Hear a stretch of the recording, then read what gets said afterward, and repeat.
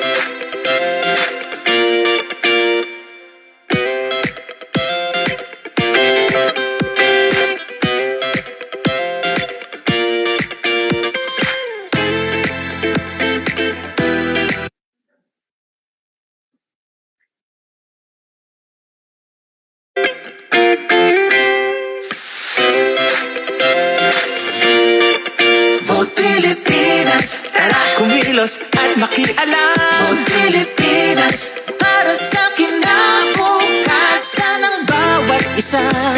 May pananagutan, alay natin para sa bayan. Ang boses mo'y gamitin, karapatan ang kinin. Heto na ang pagkakataon para makibahagi ang boto mo. Makapangyarihan.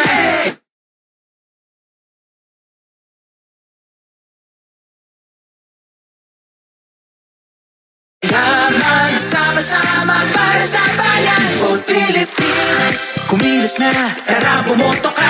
Vote Pilipinas, makialam, makibahagi. Vote Pilipinas, kumilos na, tara bumoto ka. Vote Pilipinas, makialam, makibahagi. Para sa bayan, para sa bayan. Vote Pilipinas, tara bumoto ka.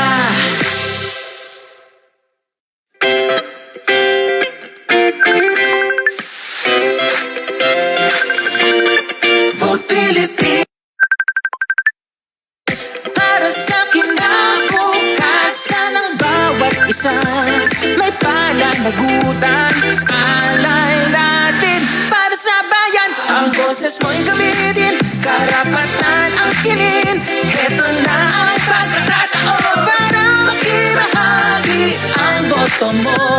Makapangyarihan, kaya magsama-sama para sa bayan. Vote Pilipinas, kumilos na, tara bumoto. Pilipinas, makialam, makibahagi. Vote Pilipinas, kumilos na, tara bumoto ka. Vote Pilipinas, makialam, makibahagi. Para sa bayan, para sa bayan. Vote Pilipinas, tara bumoto ka.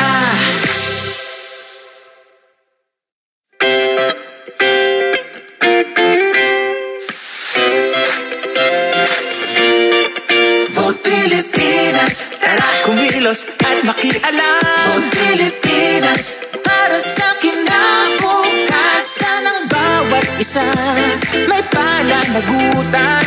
Alay natin para sa bayan. Ang boses mo'y gamitin, karapatan ang kinin. Heto na ang pagkakataon para makibahagi ang boto mo. Makapangyarihan, kaya magsama-sama para sa bayan. Vote Pilipinas, kumilos na, tara bumoto ka. Vote Pilipinas, makialam, makibahagi. Vote Pilipinas, kumilos na, tara bumoto ka. Vote Pilipinas, makialam, makibahagi. Para sa bayan, para sa bayan. Vote Pilipinas, tara bumoto ka.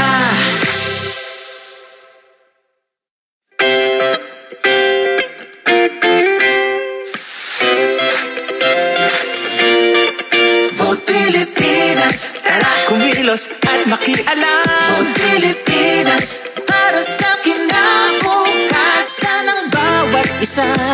May pananagutan, alay natin para sa bayan. Ang boses mo'y gamitin, karapatan ang kinin. Heto na ang pagkakataon para makibahagi ang boto mo. Makapangyarihan, kaya magsama-sama para sa bayan. Vote Pilipinas, kumilos na, tara bumoto ka. Vote Pilipinas, makialam, makibahagi. Vote Pilipinas, kumilos na, tara bumoto ka. Vote Pilipinas, makialam, makibahagi. Para sa bayan, para sa bayan. Vote Pilipinas, tara bumoto ka.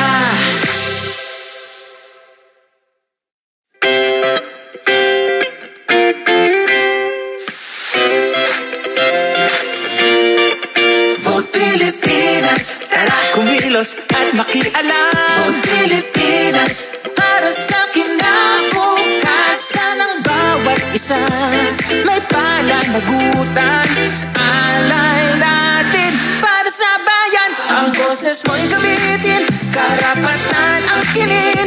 Heto na ang pagkakataon para makibahagi ang boto mo.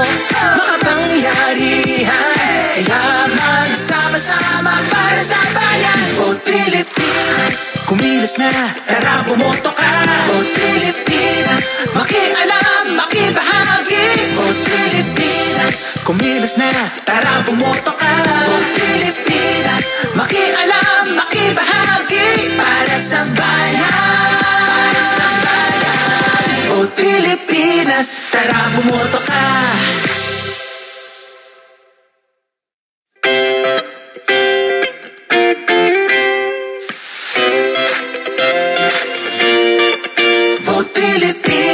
Tara kumilos at makialam. Vote Pilipinas, para sa kinabukasan ng bawat isa.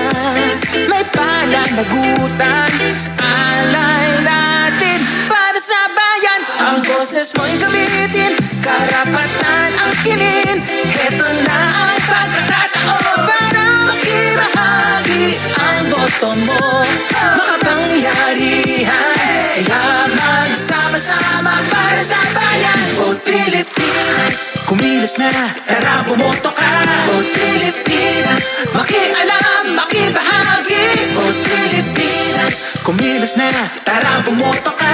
Vote Pilipinas, makialam, makibahagi. Para sa bayan, para sa bayan. Vote Pilipinas, tara bumoto ka.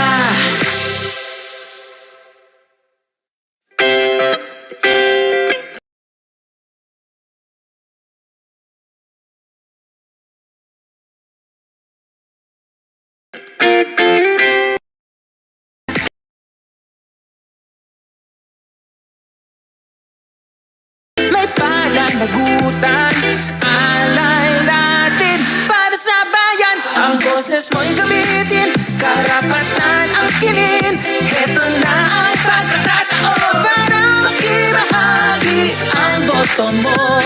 Makapangyarihan, kaya magsama-sama para sa bayan. Vote Pilipinas, kumilos na, tara bumoto ka. Vote Pilipinas, makialam, makibahagi. Vote Pilipinas, kumilos na, tara bumoto ka. Vote Pilipinas, makialam, makibahagi, para sa bayan. Vote Pilipinas, tara bumoto ka. Gentlemen, the memorandum of agreement between the Commission on Elections and Vote PiliPinas is signed by both parties. I kindly ask our senators to please stand up.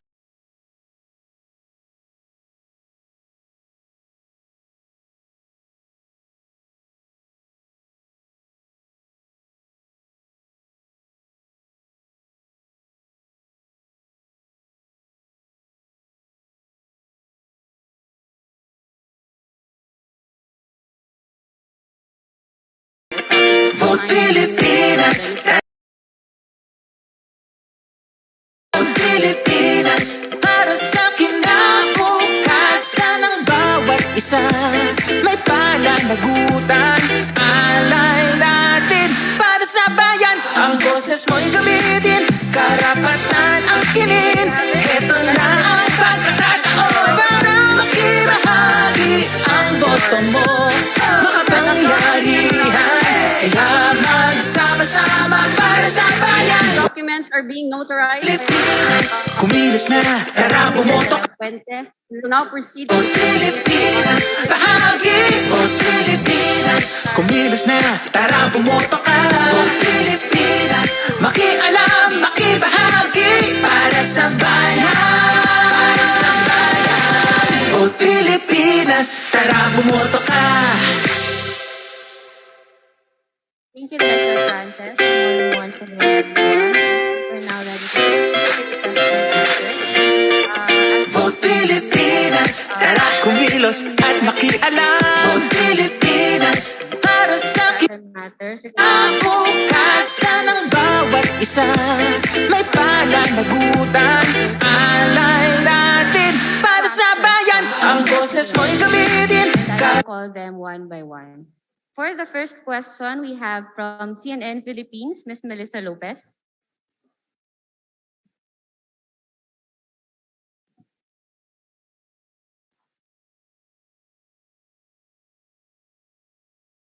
The mic, please.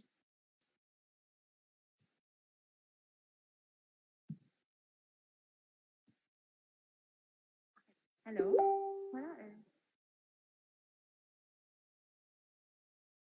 We also have a mic to your left.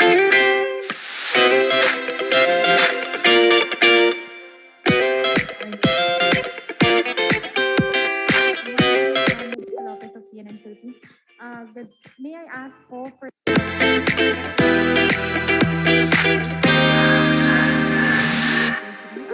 maybe know the time.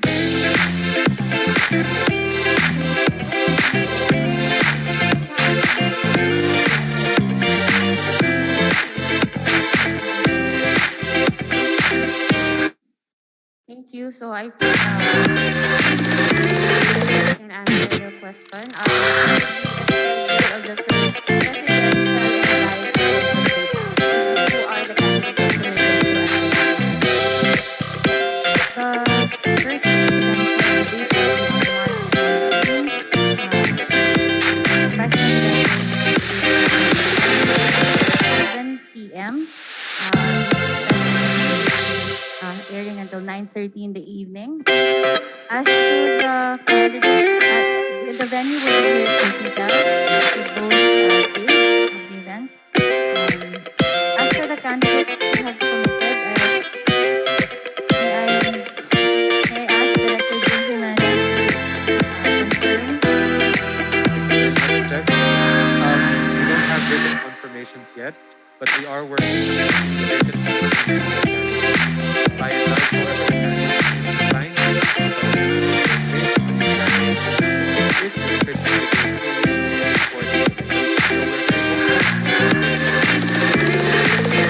Within the week.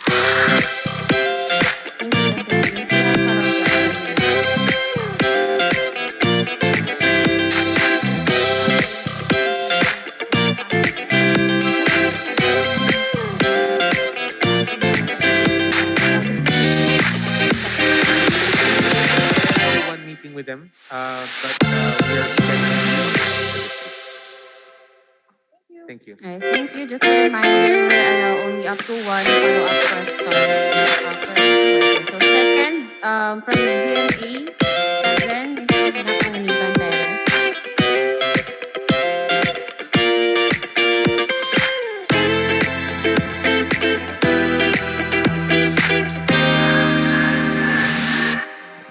Good morning po.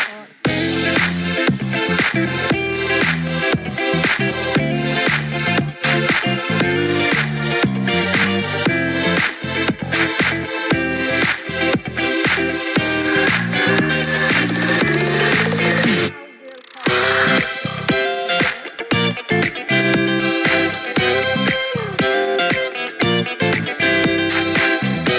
you very much.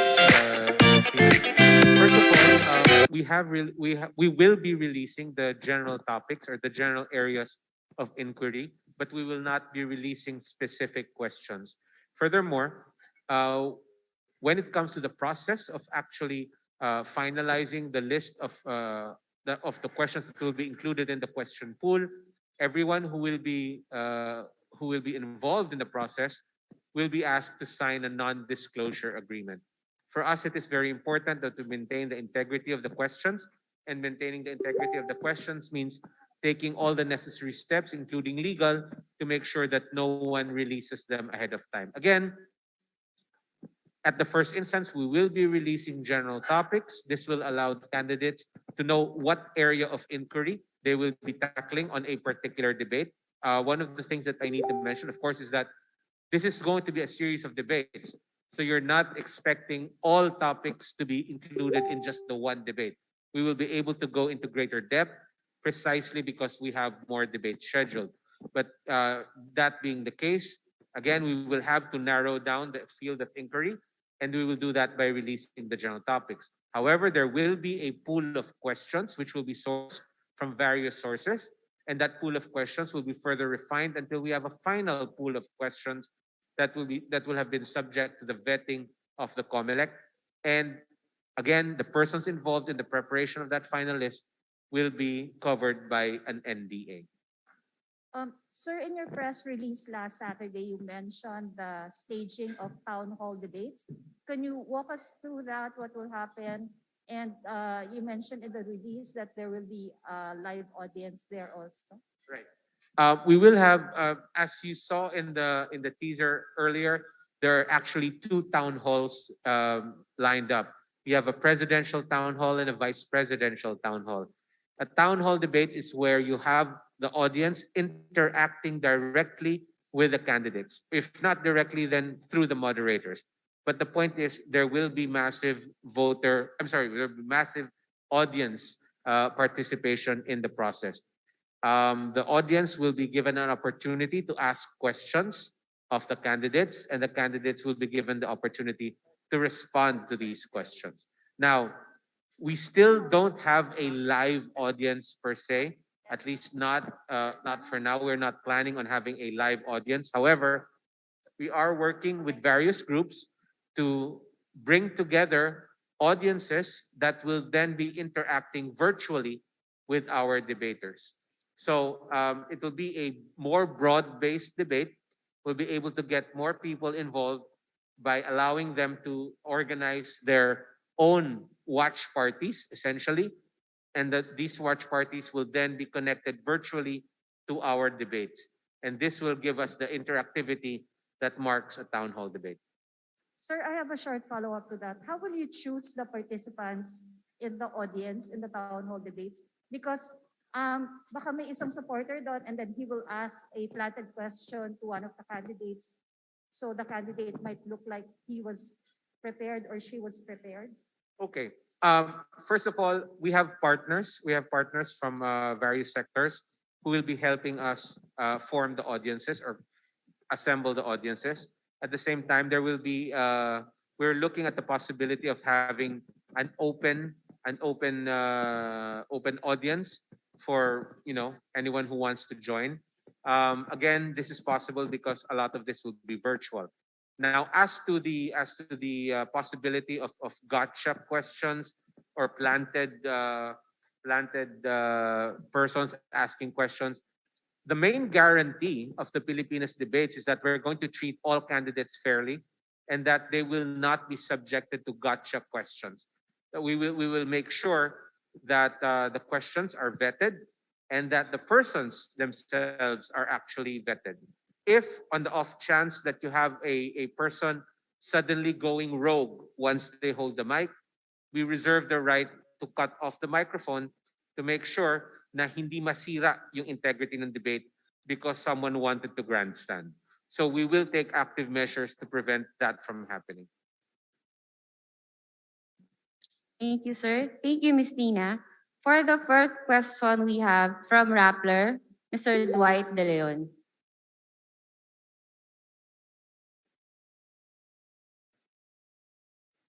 Hello.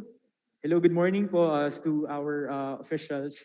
My question po is directed to acting chairperson as a core inting. Hi Chair. My question is, what is your message to candidates who will eventually decide to skip the debates?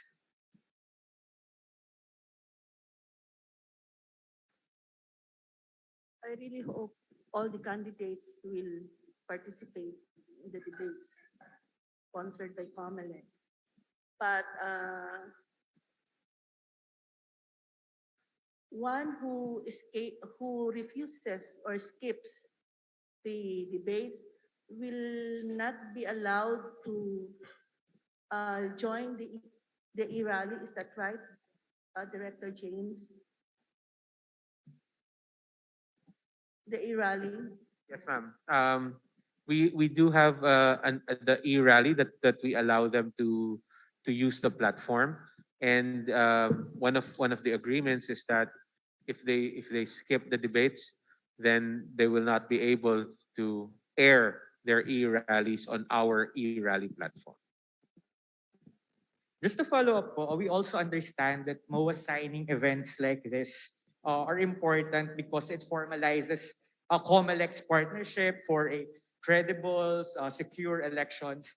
But at the same time, the Comelec po is yun nga on the receiving end of, for example, the wrath of Soljan Calida over, for example, the partnership between Comelec and Rappler. So maybe just ask for a reaction from the Comelec. Do you stand by all the agreements that you've been part of?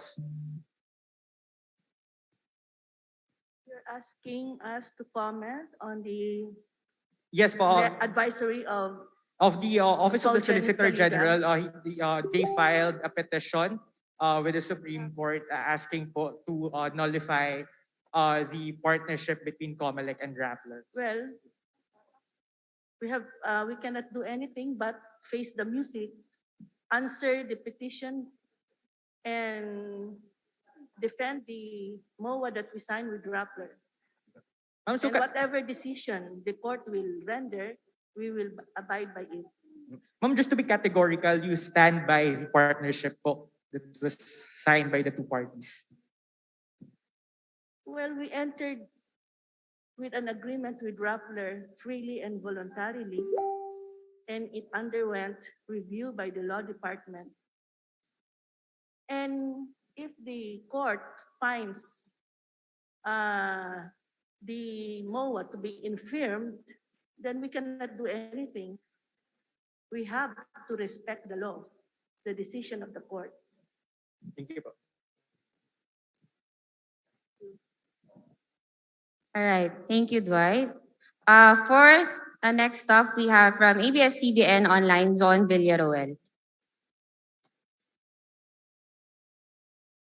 Hello. Good morning po. Sa Impact Hub po, can you give us a background of your company? What is the nature of your business, your origins? Where do you get your funds po? And do you have like foreign roots? Kasi considering na yung isang MOA po ay kina-question ngayon sa Supreme Court for having allegedly foreign involvement po. So can you explain to us po the background of your company po? Okay, so Impact Hub Manila is part of the global network of Impact Hub, which is a network of impact-driven entrepreneurs in the world. So think of it like the UN, right? So the UN is comprised of countries, diba? But all the countries under that work independently. So Impact Hub Manila, we're part of the global network, which means we get to carry the brand, but the ownership and the operations are duly registered in the Philippines. My entire company is Filipino-owned, and we operate, and the team we've been incorporated in this SEC since 2015. And the background of Impact Hub generally is we support entrepreneurs start and scale. So we do innovation, we mount hackathons. We closed down Araneta for 3 days to mount the largest hackathon in the Philippines to support the government at that point, DTI, the UST, the ICT, to look for scalable solutions for the country. So Vote PiliPinas was a passion project that I started, as I explained. And never in my wildest dreams did I think that we would get to the level of this partnership with Comelec, because it was really just a passion project. It took off because I have a very amazing team who did their work to make sure that we supported Comelec when we were given the opportunity to partner. So there is no foreign entities that is governing me. I own the company 100%. I have no investors. We are a for-profit in nature. The way that we do business is mainly we work with companies like ADB. We've worked with the UNDP. We have 2 projects right now with the UNDP Philippines. And we work on supporting them in looking for solutions and innovation. I hope that answers your question. Thank you, ma'am. Sa Comelec naman po, what made you decide to tap Vote PiliPinas to mount this, sabi niyo nga po, crucial debate? Ano pong experience nila before? Bakit po sila napili ng Comelec? Director James, can you answer that question, please? Thank you po. Thank you, Acting Chair. Vote PiliPinas started out as a partner for voter registration. And one of the things that we saw very early on was that Vote PiliPinas was very aggressive in setting goals for its partnership with the Comelec. In particular, setting a target of 7 million new registrants. And we all know how that turned out. We had a record turnout of voter registration coming into 2021, into 2022. It made natural sense that the Magparehistro Ka campaign, which was primarily run by Vote PiliPinas, would be transitioning to Bumoto Ka, which is the voter education and get out the vote aspect of the campaign. And again, as part of that get out the vote, we needed a platform to really get the information of the candidates out to the public. And what better way to do that than the debates? It was a natural fit. Thank you po. Thank you, sir. Next, we have from TV5, Mr. Gregorio.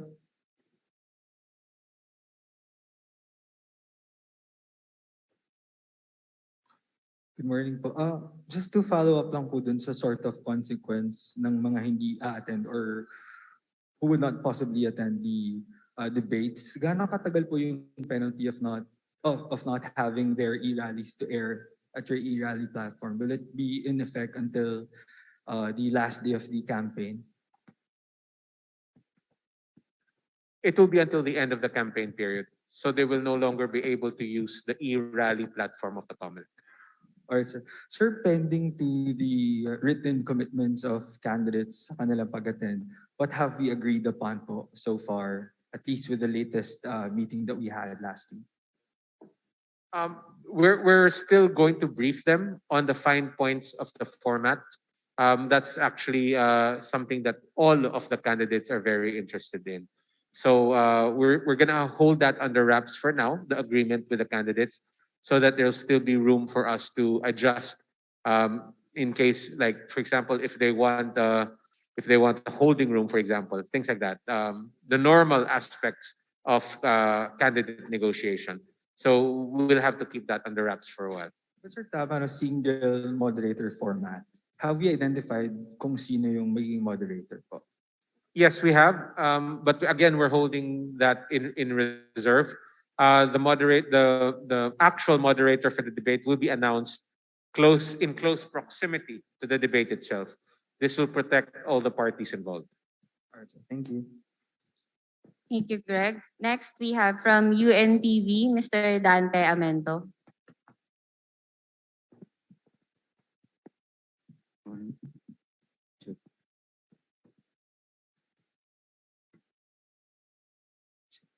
So, morning po sa lahat. My question would be, I just want to ask Comelec, why Comelec has changed the venue po of your organized debates? Because initial information that we had, it will be on sa Bulacan po.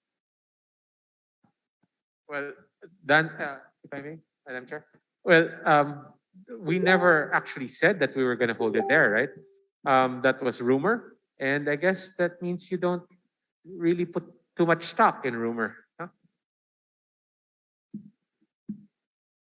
Next po, sir, what will be the impact po if the Supreme Court would void your MOA withdrawal po, particularly po sa information dissemination po?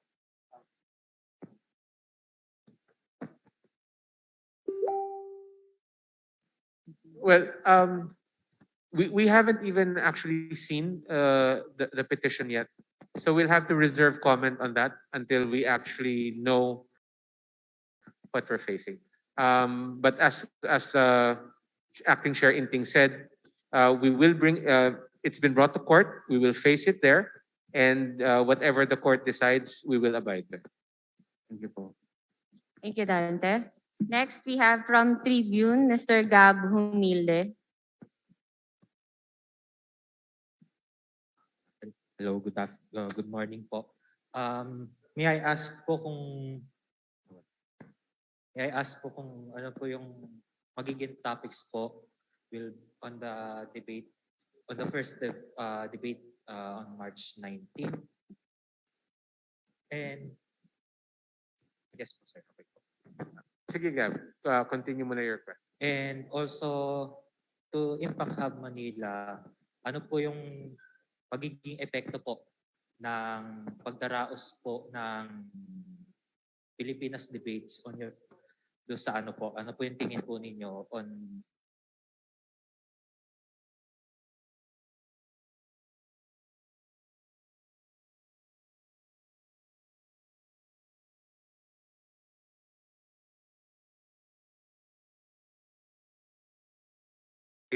we'll be able to release it to the world anyway. So wait lang po tayo. We just want to give all of the candidates the first crack at the topics that we will be releasing.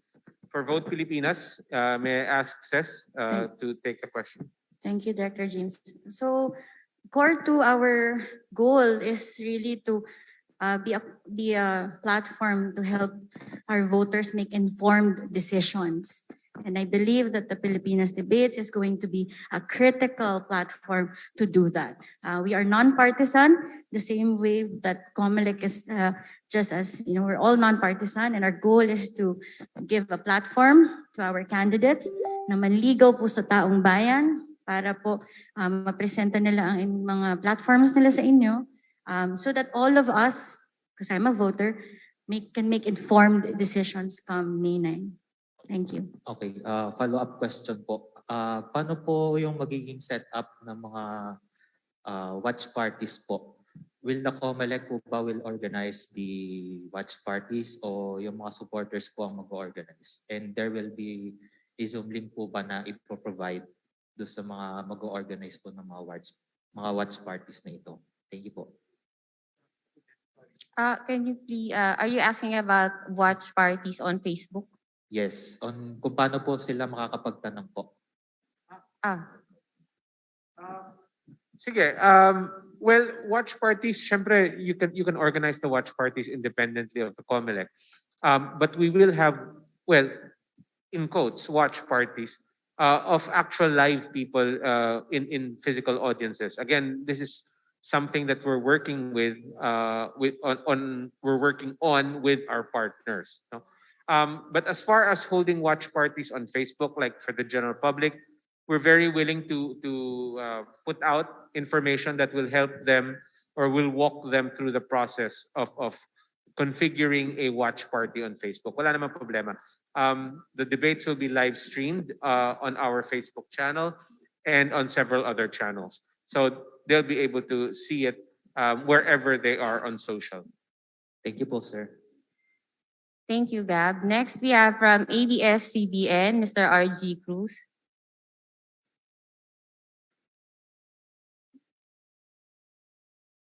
Good morning. I'd like to ask Sir James or anybody from the panel, why did you choose that subtitle to your title, The Turning Point? What does it mean insofar as the theme of the debates is concerned? Well, the debates are coming in pretty late after all of the other debates have been had, all the other interviews have been conducted, etc. And the debate is really coming in late. And if I'm not mistaken, it's also going to be the last debate immediately prior to the elections. And we feel that the public will be able to finally solidify their decision after hearing the candidates speak. So in a very real sense, it is the turning point. It is the point where the candidates finally, at least in their minds, solidify their choices for the positions that are being contested.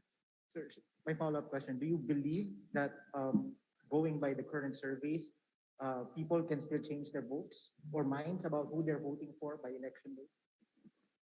Well, it remains a possibility. It remains a possibility. Certainly, when you think about the public in the context of elections, you're looking at a segmentation of the public where some of them will be impossible to convince because they've already made up their minds.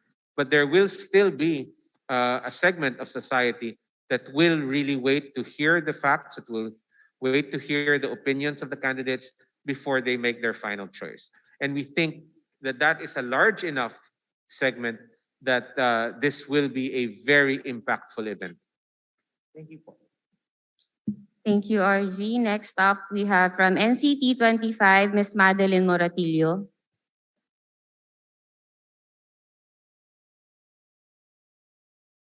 Good morning. For Director James, sir, lahat po ba ng candidates formal na pinadalan po ng invitation for the debates? Lahat po ng kandidato iniimbitahan namin formally. And sir, yung sa meeting na with representative po ng candidates, lahat po ba ng candidates ay nagpadala po ng kanilang representative? Doon sa aming initial meeting, yes po. Thank you, sir. Ay sir, tanong ko lang, if ever po na mayroong candidate na hindi dumating doon sa debate, magkakaroon po empty yung podium for him or her? Yes, ma'am. Empty po yung podium. At the same time, yung kandidatong hindi umattend ay hindi na makakagamit ng ating e-rally platform. Thank you, Ms. Madeline. We're down to our last 3 questions. From One News, Mr. Jacob Lazaro.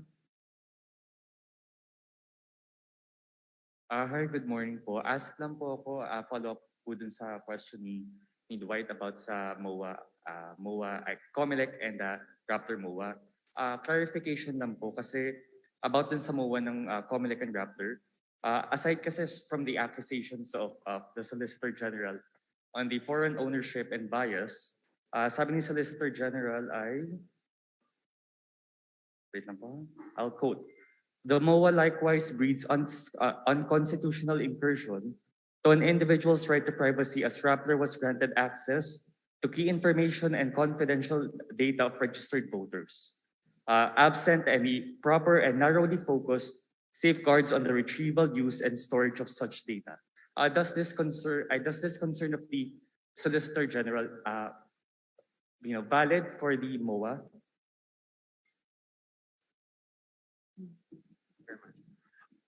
One of the key points in MOA preparation for the Comelec is to ensure that there is no violation of the data privacy law.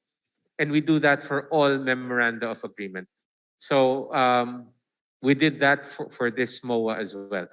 So I think beyond saying that, you do know that there is a petition filed, so we will answer that in the proper forum.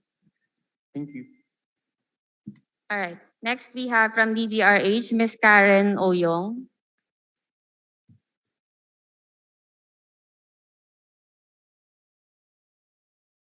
Good morning to the panel. My first question goes out to Uncle James. Ayan. Uncle James, good morning. We miss you in the program. All right. My first question is, nabanggit niyo po dun sa previous press releases that you will be inviting sector groups to give questions for our candidates. May we know what is the process kung paano makakapagbigay ng tanong yung mga sector groups? I'm sure napakarami po ang gustong magbigay ng mga katanungan.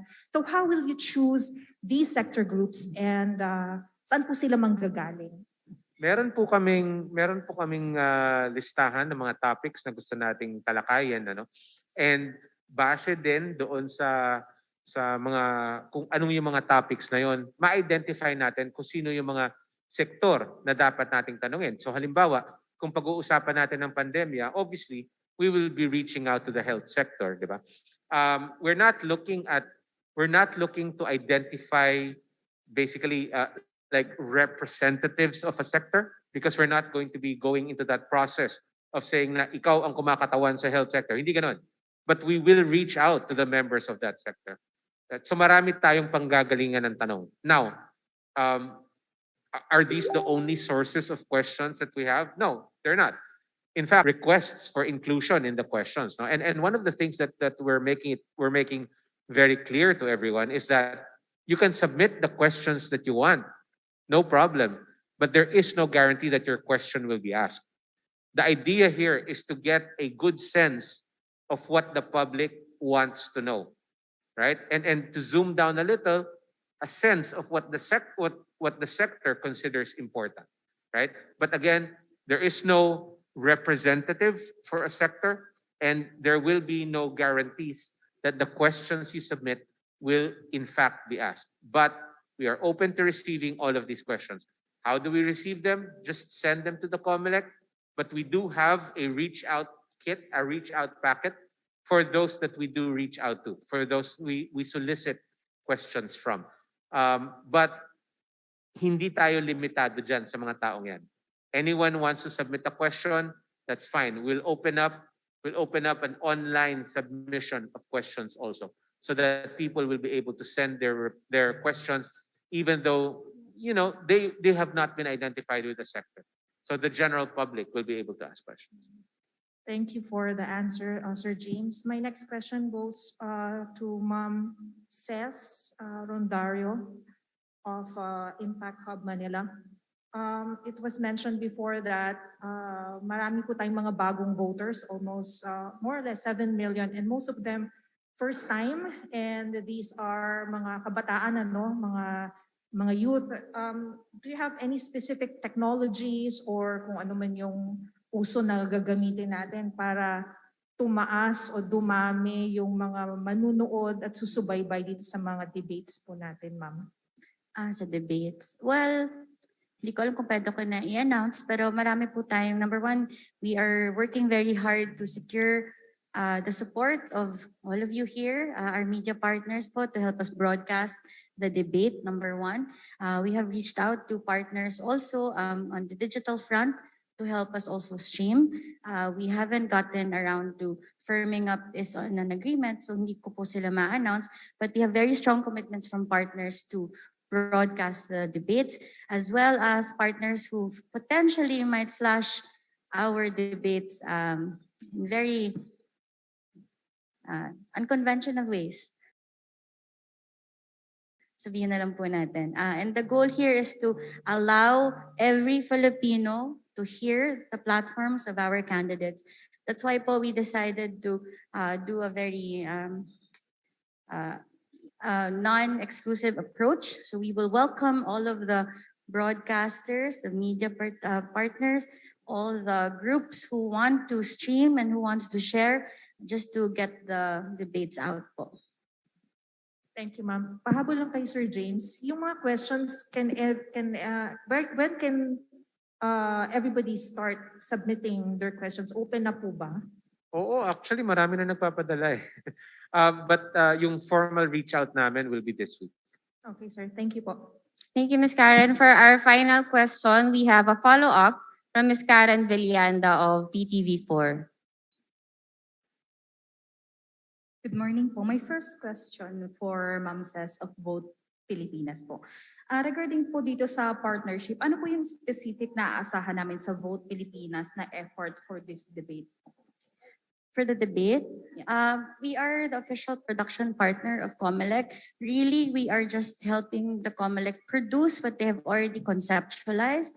And sila Acting Chair Commissioner Inting and sila Director James, sila po ang may mando nito. Ako po ay taga-produce po ng content na sasabihin nila sa amin. Yun po ang job namin.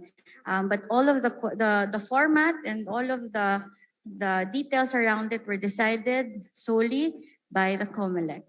So kami po we will put it together for them. Thank you, Ma'am Ses. For Director James man po, regarding po dun sa pangalawang presidential debate, mayroon na po ba tayong location if ever saan po gaganapin? I'm sorry. We want to keep the focus on the first debate for, first and foremost. So we will announce it immediately after the first debate now. Thank you po, Director. Thank you, Ms. Karen. And that's it for our round of question and answer. May we request brief messages from Commissioners Marlon Casquejo and Commissioner Amy Ferolino regarding the signing of Memorandum of Agreement with both Pilipinas for the PiliPinas Debates.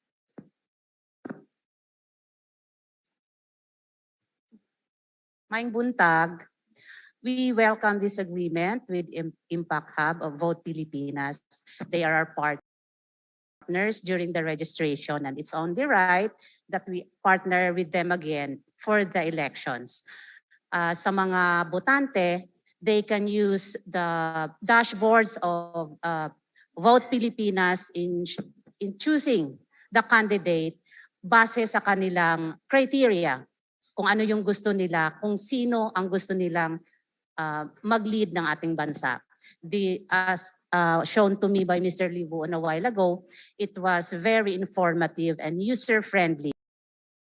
So, natataon ngayon na may pandemya tayo, that people cannot watch live the campaign sorties of these candidates. So it's appropriate and it's very timely that we have these options on hand na pwedeng maging giya sa pagpili ng mga kandidato sa darating na election. And we thank CES for partnering with us again to come up with this very worthy project na makakatulong para sa ating bansa.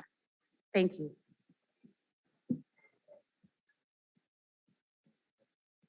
Okay, good morning once again to our guests, our media partners, and also our partner for the debate, the Impact Hub. So we welcome this MOA. It is important for us to have this debate, the presidential and vice presidential debate, because it will be easier for the electorate to choose once they got some informations regarding the debate. So sabi nga ni commenting acting chair kanina, it will be better na face-to-face.